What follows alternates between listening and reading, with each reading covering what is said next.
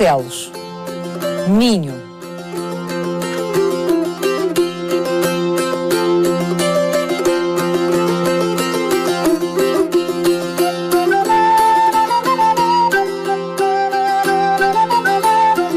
O Galo de Barcelos é um dos símbolos mais fortes de Portugal. Este cruzeiro, de inícios do século XVIII, apresenta a primeira representação da lenda que se crê estar por trás da figura do Galo de Barcelos. Mas e se eu lhe disser que foram os obreiros do imaginário do Estado Novo que fizeram do Galo de Barcelos um ícone?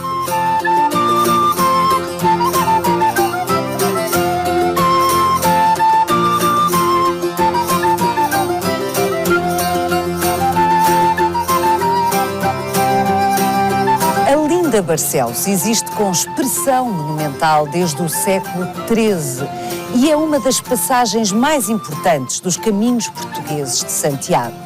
Curioso é pensar que quem colocou Barcelos no mapa político do país foram dois filhos bastardos de dois grandes reis de Portugal.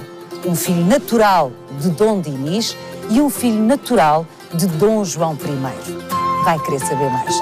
Venha connosco nesta visita guiada.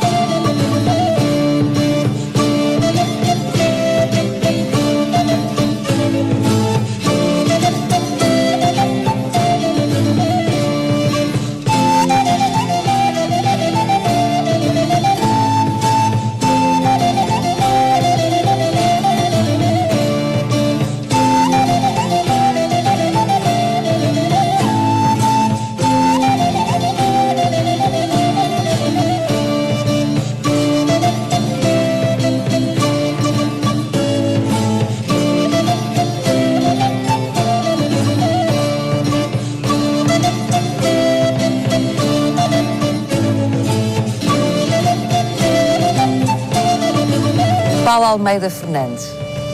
Esta é a representação mais antiga, ou uma das mais antigas, que se conhece de um galo em Barcelos. Este cruzeiro, que representa exatamente o quê? Uma lenda associada aos caminhos de Santiago e à importância que Barcelos teve nos caminhos de Santiago.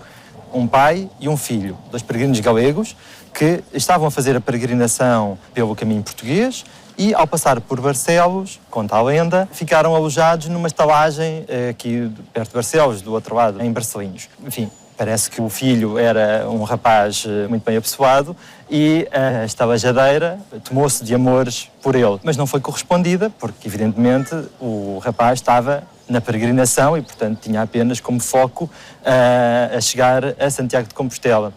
E, portanto, ao não corresponder aos amores desta estalajadeira, ela, um pouco despeitada, acusou-o de ter roubado talheres de prata. E aqui se vê que, de facto, a história é muito cruel para as mulheres, normalmente, não é? Porque a história é contada por homens, sobretudo, não é?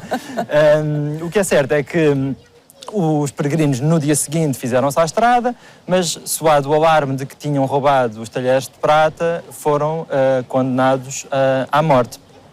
Entre o pai e o filho, pois o filho sacrificou-se pelo pai e, portanto, foi o filho condenado à morte. O pai foi imediatamente ter com o juiz para pedir clemência em relação ao seu filho e o juiz está, nesse momento, sentado à mesa e prepara-se para comer um galo assado que tem diante de si.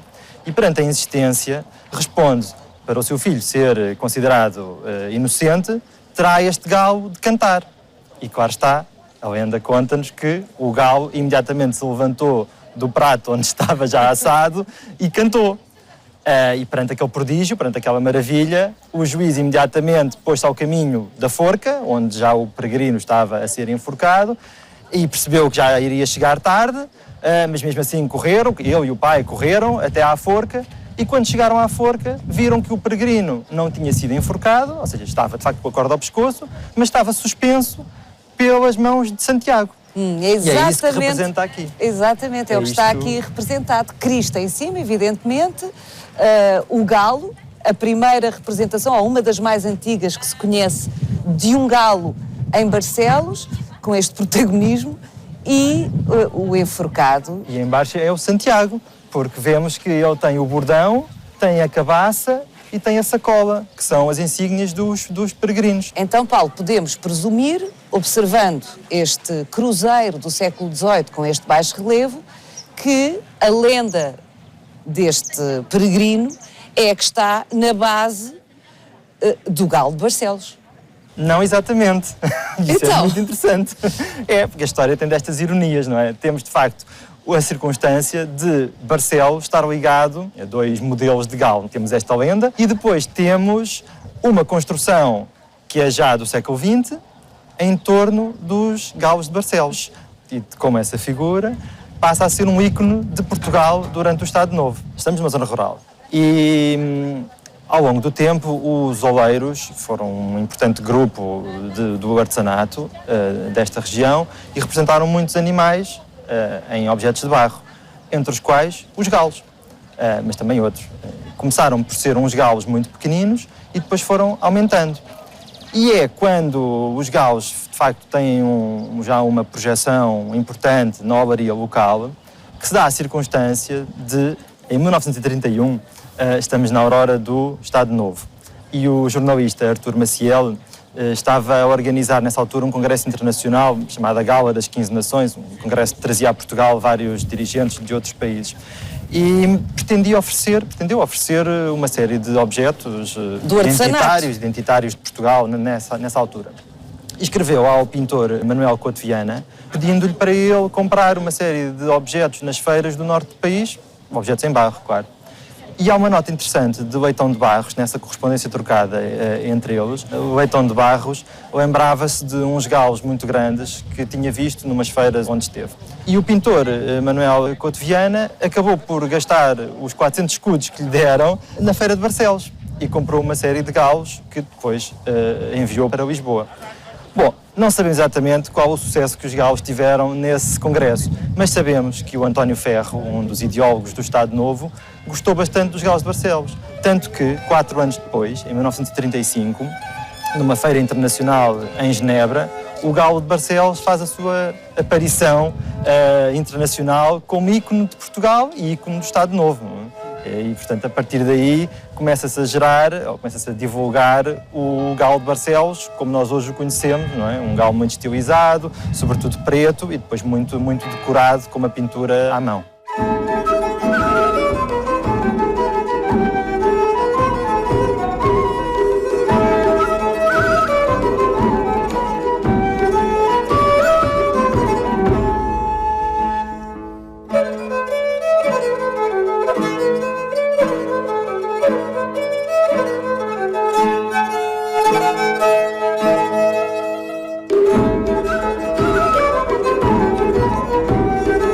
Paulo, então, se bem compreendo, o Galo de Barcelos não é propriamente uma invenção do Estado Novo, é uma amplificação, pelo menos tal como o conhecemos hoje, com esta força icónica que tem, é uma amplificação do Estado Novo a partir de qualquer coisa que pré-existia, aliás, como fizeram com muitos outros objetos, porque reconheceram nele essa capacidade de comunicação com as massas. Podemos dizer que o Galo de Barcelos era aqui mais representado porque se ligava com esta lenda local?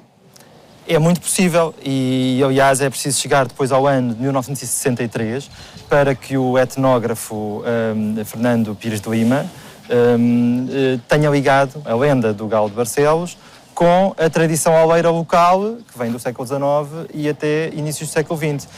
E, portanto, a partir dessa data, temos as duas realidades conjugadas numa só. O galo que temos aqui, este galo muito também ele estilizado e de perfil, e o galo de Barcelos, como o conhecemos atualmente.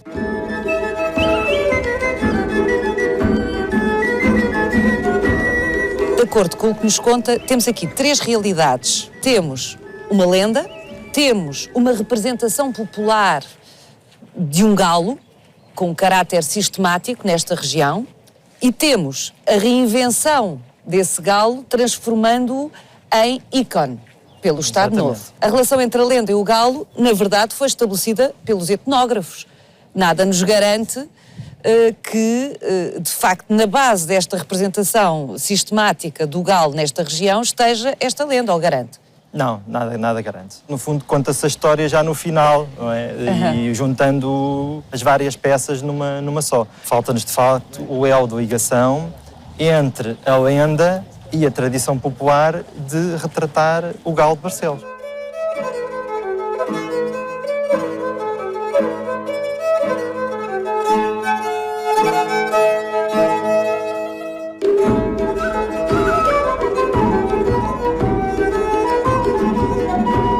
A lenda, quando nos aparece em Barcelos, é do século XVIII, é início do século XVIII. Mas ela reformula duas outras lendas que já existiam antes. Uma delas, mais antiga, ainda do século XI, finais do século XI, e que vem contada no Códice Calistino, o primeiro códice dos peregrinos de Santiago, ainda no século XII. E essa lenda passa-se com dois peregrinos alemães em Toulouse. E a outra lenda é em Santo Domingo de la Calçada, em Espanha, no caminho francês de peregrinação a Santiago de Compostela, e aí é uma lenda que está codificada no século XV e que é em tudo idêntica a esta de Barcelos. O que nos leva a pensar que o caminho de Santiago foi também uma estrada para as ideias. E é curioso verificar que de Toulouse a Santo Domingo de la Calçada e a Barcelos, todas estas três localidades, que estão em diferentes caminhos de peregrinação a Santiago de Compostela, partilham da mesma lenda. Estamos a chegar aqui a uma hipótese que me parece muito interessante. Se calhar, não foi a lenda do galo que trouxe os peregrinos a Barcelos, mas foram os peregrinos que trouxeram a Barcelos a lenda do galo. Exatamente.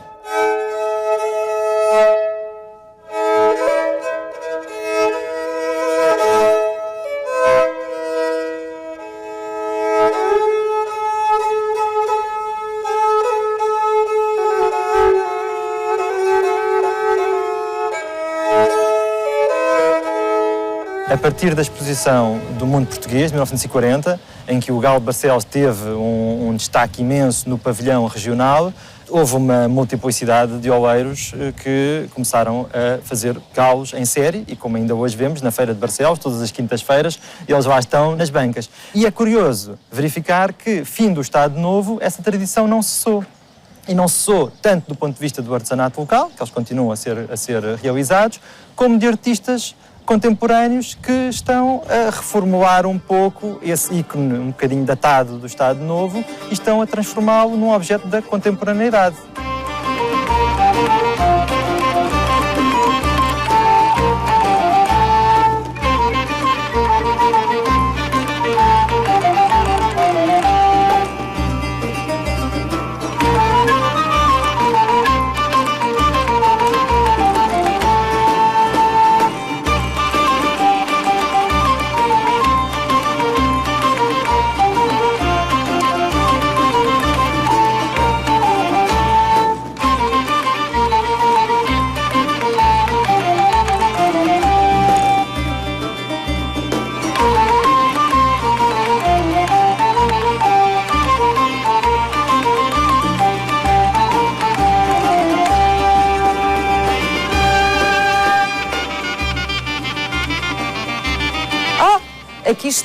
Aqui está o sinal que indica a direção do caminho de Santiago de Compostela, exatamente.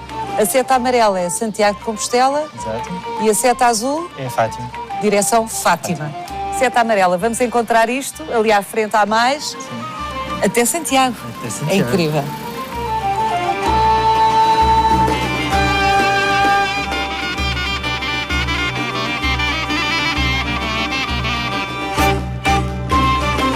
Paulo, quando pensamos em peregrinações, pensamos, enfim, à partida que os peregrinos vão ou em silêncio, ou a rezar, concentradíssimos nesse seu compromisso de caminho e de chegar ao destino, no caso Santiago de Compostela.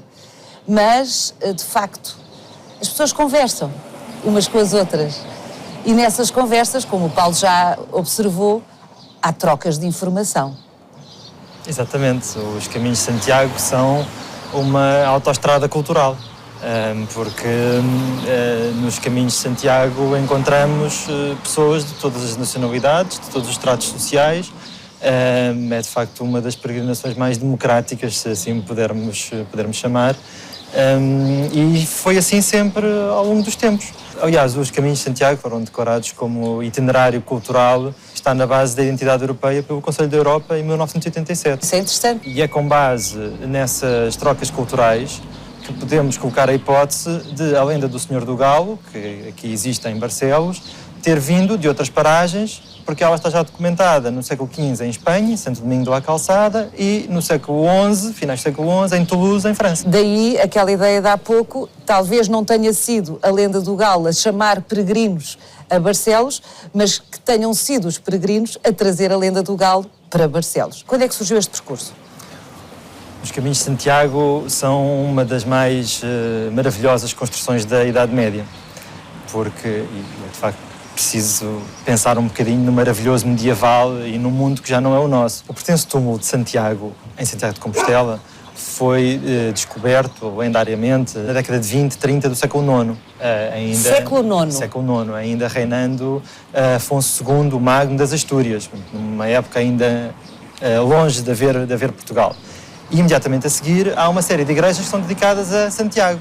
Uma das mais antigas é precisamente neste território, o território entre Barcelos e Viana do Castelo, a Igreja de Santiago do Castelo de Neiva, que está criticamente datada de 862.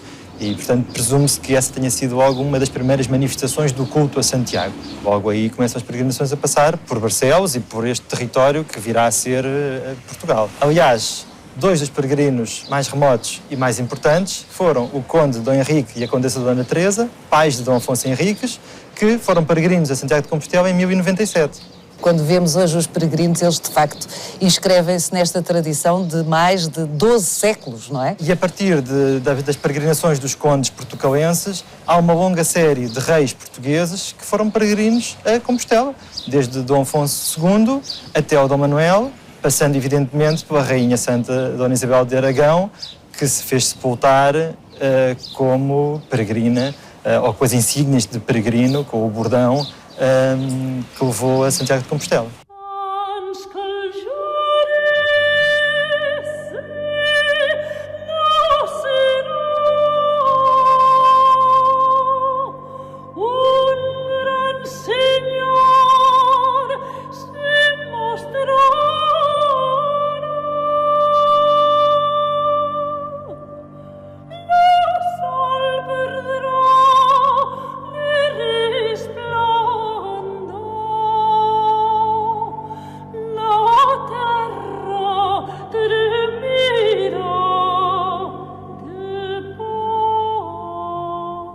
E esta capela, Paulo, esta capela da Senhora da Ponte, cujo retábulo é obviamente uma peça do século XVIII, mas esta capela é muitíssimo anterior.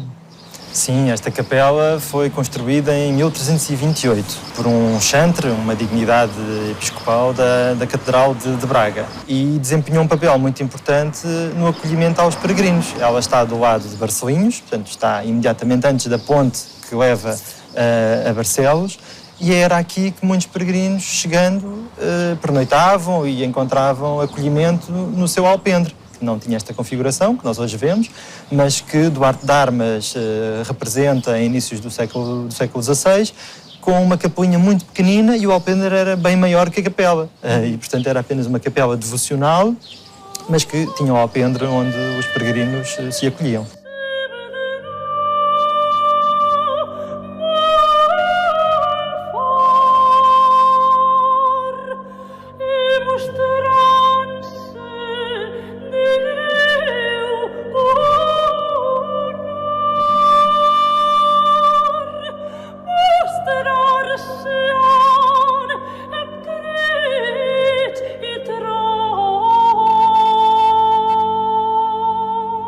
Há dezenas de caminhos que levam a Santiago de Compostela. Sim, há muitos caminhos que levam a Santiago de Compostela. Para o peregrino medieval, o caminho começava à porta de sua casa, porque era aí que, de facto, começava a sua peregrinação.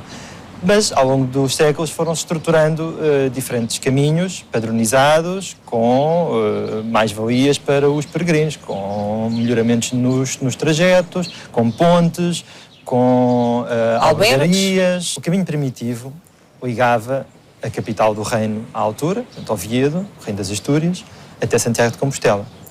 Mas depois estruturaram-se muitos outros caminhos. O mais célebre de todos é o caminho francês, que trazia peregrinos de toda a Europa até Puente la Reina, em Espanha, e que depois aí seguia um trajeto único pela La Rioja, pela Meseta Castelhana, por Leão, até entrar na Galiza. E ainda hoje esse é o caminho que a maior parte dos peregrinos percorrem, cerca de 80% dos peregrinos que chegam a Compostela fazem esse trajeto. Os caminhos portugueses são tão antigos como estes, e são neste momento percorridos por cerca de 20% dos peregrinos. Em Portugal existem 4 caminhos estruturantes. O caminho central português, que vem desde Lisboa até Santiago de Compostela e que passa aqui em Barcelos, dirige-se a Ponte de Lima e depois a Valença, cruzando a fronteira aí. Caminho da Costa, que começa no Porto e vai pela costa, por Matosinhos, por Vila do Conde, até Viana do Castelo, e depois entronca com o caminho central português. O caminho interior, que é relativamente recente e que passa sobretudo por zonas de campo, que liga Viseu, a Chaves, a Verine, a Ourense e depois a Santiago de Compostela.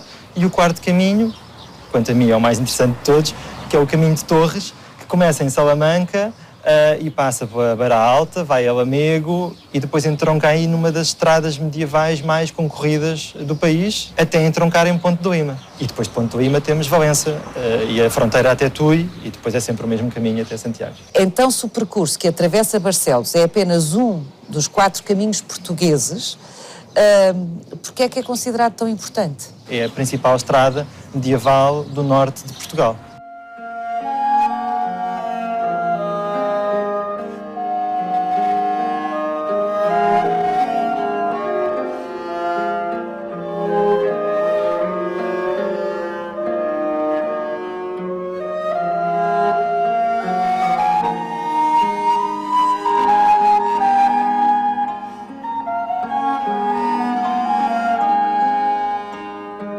Paulo, aprendi consigo que o núcleo histórico monumental de Barcelos é obra de 2 filhos bastardos de grandes reis de Portugal.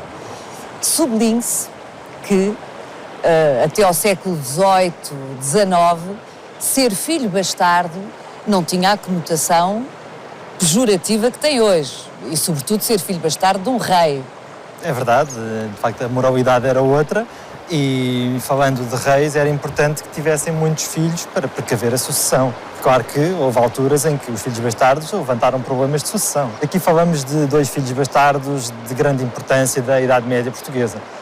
O primeiro, o conde Dom Pedro Afonso, filho bastardo do rei Dom Dinis, e muito provavelmente o filho que mais ligações tinha à dimensão cultural do próprio rei.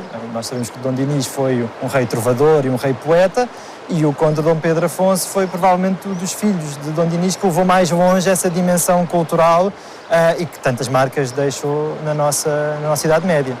O conde Dom Pedro foi o autor da Crónica Geral de Espanha de 1344, foi também quem compilou um livro de cantigas galaico-portuguesas e foi, sobretudo, o autor do livro de linhagens. E não é estranho que seja um filho bastardo a fazer um livro de linhagens, que é, no fundo, o livro onde estão mencionadas as genealogias das principais famílias do reino. Foi, por mão de Dom Dinis, o 3º conde de Barcelos. O que é que ele construiu exatamente do que nós vemos aqui deste núcleo histórico? Bom, ao conde Dom Pedro Afonso deve-se, sobretudo, a construção da ponte, que é um equipamento viário essencial na Idade Média, e, sobretudo, um equipamento que vai dar depois muita importância a Barcelos, porque não havia tantas pontes assim Foi também o conde Dom Pedro Afonso, terceiro conde de Barcelos, que lançou as bases da Igreja Matriz, a atual colegiada, e que é de facto um dos monumentos marcantes do Centro Histórico de Barcelos. Nós estamos a falar da década de 20, 30 do século XIV. A Igreja Matriz estava em construção em 1330 e a capelinha onde estivemos, a capelinha Nossa Senhora da Ponte, data de 1328. Portanto, estamos a falar de um momento de renovação urbanística muito importante em Barcelos. Curiosamente, Paulo, o edifício deste núcleo histórico, que está em pior estado, em rigor é uma ruína, é mais recente que qualquer uma dessas edificações que acaba de mencionar, da autoria de Dom Pedro Afonso.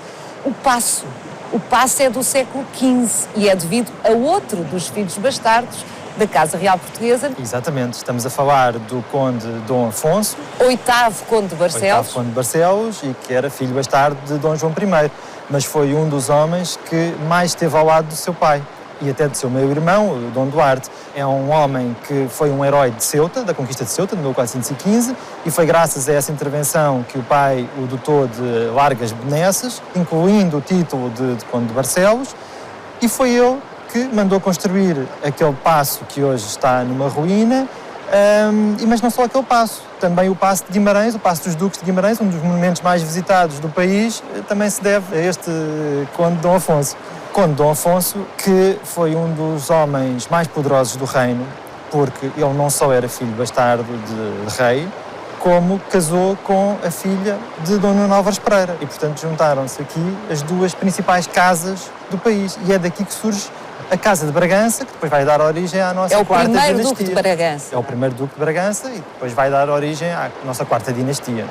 Duas figuras maiores da história de Portugal estão na origem da monumentalidade do Centro Histórico de Barcelos. E são dois filhos bastardos, mas de facto de grandes reis, e que saíram aos pais, respectivos pais, Dom Dinis e Dom João I. É verdade. O paço que hoje vemos como ruína, na origem, era maior, e o próprio projeto arquitetónico era mais ambicioso do que isso, porque ele ligava-se através de um passadiço à Igreja Matriz, razão pela qual o paço não possui capela, normalmente era um corpo importante dos paços reais e condais da própria nobreza, e depois teve também uma construção muito interessante e que marcou durante largos séculos a fisionomia de Barcelos, que foi uma torre sobre a ponte. E isso ainda se vê em algumas gravuras antigas, porque o próprio paço passou a controlar a entrada e a saída de pessoas. Portanto, não era só um palácio senhorial, era também, de alguma forma, uma estrutura defensiva. Localmente era conhecido como castelo. É irónico, Paulo, que o edifício deste centro monumental mais recente, enfim, se 6 séculos de distância se pode considerar recente, mas que é o Paço, precisamente, é aquele que está em pior estado, mais degradado, mas que, enfim, hoje é o Museu Arqueológico de Barcelos. Vamos até à Igreja Matriz? Vamos.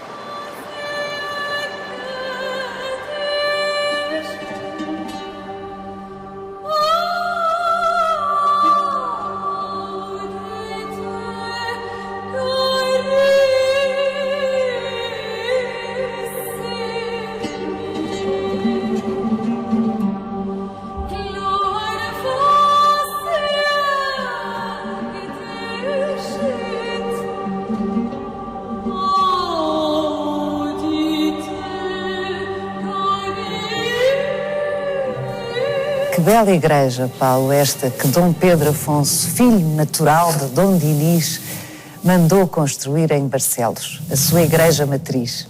É verdade, é uma igreja especial por muitas razões, sendo que a principal é ter sido construída na primeira metade do século XIV, no tempo de Dom Pedro Afonso, quando o estilo gótico era já uma realidade de toda a Europa, e a igreja foi construída como se ainda fosse um bocadinho românica. E, portanto, temos aqui esta mescla de estilos entre uma igreja que tem uma espacialidade já plenamente gótica, mas que depois tem características ainda muito românicas, sobretudo esta ambiência muito fechada, muito intimista, mais característica do românico.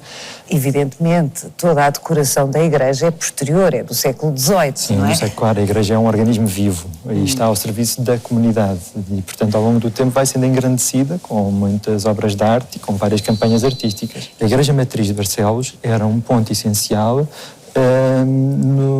na rota dos peregrinos dentro da própria vila. Os peregrinos, ao chegar a Barcelos, primeiro acolhiam-se na capela Nossa Senhora da Ponte, que visitámos há pouco, depois passavam a ponte, passavam o rio Cávado, e ao entrar na vila muralhada de Barcelos, o primeiro ponto onde vinham era precisamente a Igreja Matriz.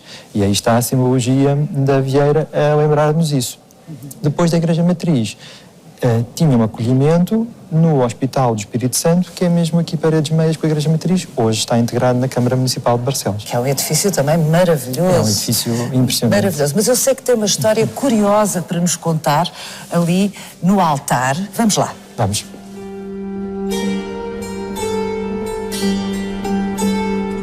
Barcelos tem muitas histórias para contar e esta é uma particularmente curiosa. No final do século XV, Dom Manuel promulgou o édito de expulsão dos judeus. Muitos foram obrigados a deixar o reino e outros continuaram a viver nas suas antigas habitações, nas antigas judiarias, já com outros nomes, e convertidos ao cristianismo, como cristãos novos. Alguns eram membros destacados das respectivas sociedades, das respectivas comunidades, e para afirmar a bondade da sua conversão, estiveram envolvidos em algumas obras importantes. Foi o caso aqui da Igreja Matriz de Barcelos, em 1504, quando um judeu importante custeou parte da abóbada que vemos aqui, e a sua marca ficou no fecho da abóbada, e lá está ele, Gil da Costa, um nome que custeou a construção desta capela-mor. É irónico pensar que estamos no centro da religiosidade católica de Barcelos, a sua Igreja Matriz, e que uma parte importante da construção foi paga por um cristão que não era cristão nem há meia dúzia de anos.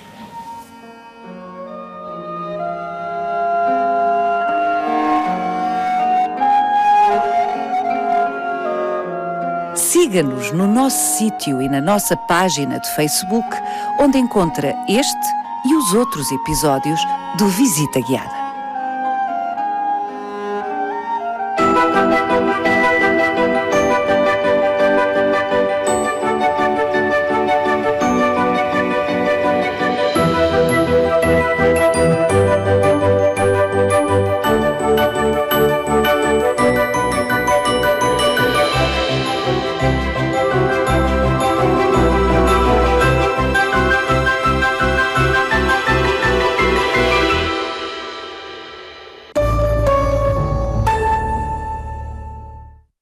Este programa é